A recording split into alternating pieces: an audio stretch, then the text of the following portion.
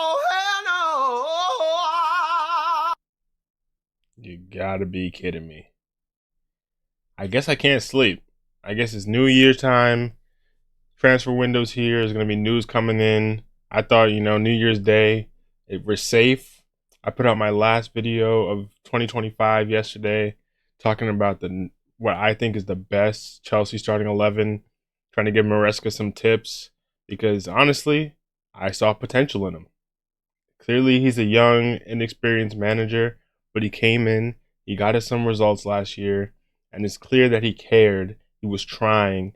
He had his hiccups, he had his mistakes, but it was clear that he was trying to build towards something, and he wanted pieces to help him do it. And for me, that was a good sign. At no point was I Maresca out. The results recently weren't great, but clearly whether it's BlueCo, Clearlake, whatever it is, Maresca departs role as Chelsea boss after a poor end of 2025, and he's gone. That's GG's. No Enzo Maresca at Chelsea any longer. And for me, it's just like, what's the plan here? What's the long term planning? As you can see, I got my hoodie on. It's dark days ahead because Chelsea, we're a joke. There has to be some form of self-sabotage. We went from one of the teams that a lot of people thought had the most promising futures 6 months ago after the Club World Cup. And, I didn't buy the Club World Cup hype. For me, we were always going to be battling for top four this season. But even so, if the whole point of this project was to build for the future, and we bring in Maresca, who's supposed to be a young manager, an inexperienced manager, who's going to grow with the squad, and we start to get results. And then Maresca's like, okay, I see some potential and where we can plug holes for the future and get us in a spot where we can actually start to compete. Maybe we're ahead of schedule. In what world do you see an ownership who's like, ahead of schedule? That's not really our thing, bro. We'd rather win the league in 5 years. So see you later, buddy. Like, to me, this got to be self-sabotage. We have owners who care more about profit and how they look on the books rather than what we actually look like on the pitch. And for me as a football fan, I don't want to have to care about owners. For me, I care about the players, the manager, and the transfers. I want to know what's going on the pitch. And obviously, that includes the manager, and that's going to include the transfers. But to me, I shouldn't have to go above that. I shouldn't have to be thinking, oh, what does Todd Bowley think? And I know it's not technically Todd Bowley. He's gotten bodied by this Egbali dude in the Clear Lake and whatever. I shouldn't have to be thinking, what does Egbali think? What do these sporting directors think?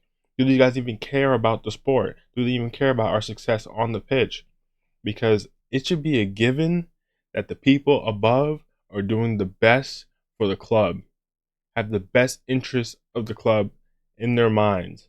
So they should be supplying the manager with whatever he needs to move forward if they really believe in them, and then the players, it's up to the players to deliver that on the pitch as well. But we're all backwards right now. The players are trying, at least the good ones. The manager was trying to figure something out, bring me some new pieces, but it's the owners who are holding us back. So what are we supposed to do? All of a sudden, now Chelsea have gone for a team that was going bar for bar with Man City and Arsenal. And to be fair, I thought we were never really supposed to be in that conversation. But now Maresca's out, and what does the back half of our season look like? I don't want this video to be the longest video ever because clearly you guys have watched all these videos on it already. You probably heard the entire story already about how he fell out and the medical staff and blah blah blah blah blah blah. For me, now that's in the past. But really, the scary part is the future. Because Thomas Tuchel, Pochettino, I'm not even going to count Graham Potter because that was what it was. But now Enzo Maresca. Like what we tried all these different types of managers. What are we supposed to be doing next? What are we looking to do going into the back half of the season, into the summer? Are we going to do a whole overhaul again? Are we going to bring in more 20-year-old wingers that don't have any end product, because you guys are sabotaging our managers, and our top end players are going to be like, wait, hold up. We're the starters, and when we go out, we have to rotate to bring in Garnacho and Gittins and Liam Delap to do nothing because this is your guys' directive. We need these young players to come in and rotate, and everyone has to get minutes, and we have this bloated squad, and the level drop off is insane. So now Chelsea as a whole looks sorry when these top players can't even play 90 minutes and every game. Every other team, you see, they have either the best players playing the majority of the minutes, or they actually have strong depth. We have neither. We literally have neither.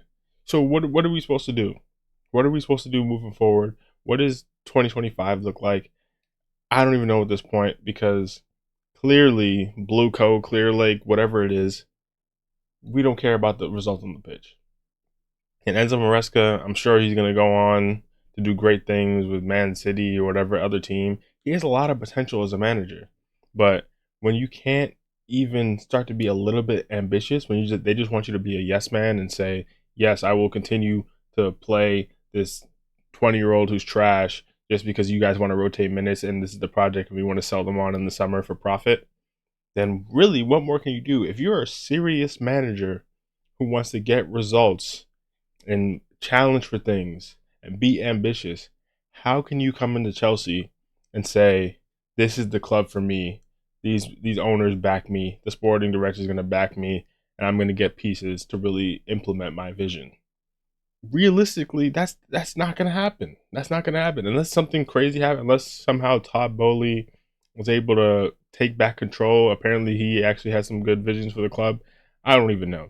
At this point, throw everyone out. Throw the whole ship out, because we're cooked. We're cooked. We're literally cooked. But the most damning thing to enter 2026, I said 2025 earlier, to enter 2026 is that Enzo Maresca got outlasted by Ruben Amorim. Ruben Amorim. Enzo Maresca last year got us the Conference League and the Club World Cup, a top 4 finish, a lot of potential. Ruben Amorim has been the worst Manchester United manager damn near in history. Got bodied by the perennial bottlers and Spurs in the Europa League final, finished 15th in the league, and this guy is still in the job, and we're losing a promising manager for the future. How can we take this seriously? Like, genuinely, how can we take this seriously? I don't get it. And I know you're saying, why are you even bringing up Amarin?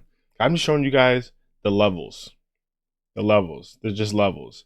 But let's check this out, because apparently these are 6 potential replacements. I mean, realistically, half of these probably aren't realistic, because most of these people are going to realize, okay, this job is a graveyard, clearly. But let's check out who they have for us. Oliver Glasner. I would like Oliver Glasner. I mean, he's done a great job at Crystal Palace. He clearly is a manager who can get things done with less, and we bring him in and show him the talent we have. There's potential. But if I'm Oliver Glasner, and you heard things about him at Crystal Palace where he's like, bro, we keep losing all these players where I'm trying to build something. Clearly, he has a strong will, and you think he's gonna come into Chelsea and just roll over and get bodied by these owners to keep playing these young guys with no talent? I shouldn't say no talent. That sounds harsh, but it's these young guys who they think, okay, these are the best under 25 talents that we're gonna sell on for more. We're not even bringing in guys of that level. We're bringing in the average under 25 talents. Other than, obviously, Esteval is a supreme talent, but Delap, Gittins, Garnacho, are those like the talents that are pushing the needle? I don't know about that. Liam Rosenior, but I don't know how exactly you pronounce this guy's name. I'm not even gonna pretend to know much about him. Obviously, he's at Strasbourg, which is our, you know, it's just another club. But you know the situation with Strasbourg under our ownership group and basically how we did. They just basically hibernate and keep players for us in the incubator, and then we just sign them when they're of the level. Apparently, we're doing the same thing with the manager.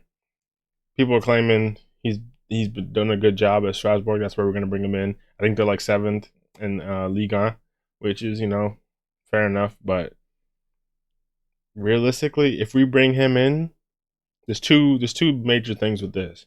One, he's probably not ready for the level, and two, even if he was to be ready for the level, he's just going to be a yes man. Clearly, they only want him because he already knows the whole structure, and they can bring him in and get him to do exactly what they want. So, I mean, that is what it is. This is who low key I want. Cesc Fabregas, Chelsea, former player, brought us some great times in the mid 2010s, and he's doing a great job out at Como. Now, is he actually going to come? Hell no. If we get, apparently they're not even really considering Cesc right now anyway. But even if we were, if I was Cesc, I just saw what happened to Maresca. Bro, there's no way I'm going to Chelsea right now, bro. That's like, with the potential that he has, there are way bigger jobs in the future for him than Chelsea in the state we are right now. Anthony Iraola, also interesting. Bournemouth, were an interesting project. Clearly, they're not in the best of form right now, and they're about to lose Semenyo. Iraola could be interesting. I think he has potential too. But similar thing to Glasner. I think Glasner has a little more cachet to say no because he's actually won some things with Palace now. Bournemouth are kind of on a downward trajectory, so that also might hurt Iraola's stock. But you know, I would prefer that to Liam. But no disrespect to Liam, but I just don't know. The Zerbi, let's not even talk about this. This is never happening. The Zerbi coming to Chelsea after what just happened with Maresca, they are not doing this because the Zerbi, he has a strong will. And what do these owners want? Someone they can roll over easily. Xavi would be interesting because we saw him take over Barcelona in a similar position, and he got some results with them. Is this realistic? Probably not. Would he even want to come to Chelsea? I don't know. Xavi is interesting. I don't know. I'm still not sure he's going to be the guy that just want to come in and be the puppet. But, I mean, at least he has some more top level experience than the Liam. But realistically, and that's the last one. Realistically, it's probably going to be the Liam Rosenior guy. And best of luck to him. You're coming into a very precarious situation, but you probably already know what's up with Clearlake, BlueCo, whatever. So maybe you are the best guy to take over because you're already used to it. But I've yapped enough. Like I said, I don't want this to be the longest video ever. You guys already know the deal. I just feel like I had to get a video out on this. And when we sign our new manager, I'll do a video on that to really deep dive into what that's going to look like moving forward. But hey, man, if you saw my video yesterday, whoever the new manager is, take notes from that. But that's gonna be the blueprint. So appreciate you guys for watching. If you made this far, like, subscribe, all that good algorithm stuff. Let me know your thoughts on Maresca out. Who do you guys think should come in? Who do you think is realistically gonna come in? Do we have any shot at top 4 to end the season? Maybe a new manager bounce or something. I don't know, but first game, City. And we probably won't have the new manager by City, but it's not looking good, bruv. It's not looking good, bruv. And realistically, someone in the board, maybe the entire board, are imposters. I'll see you guys later. Peace.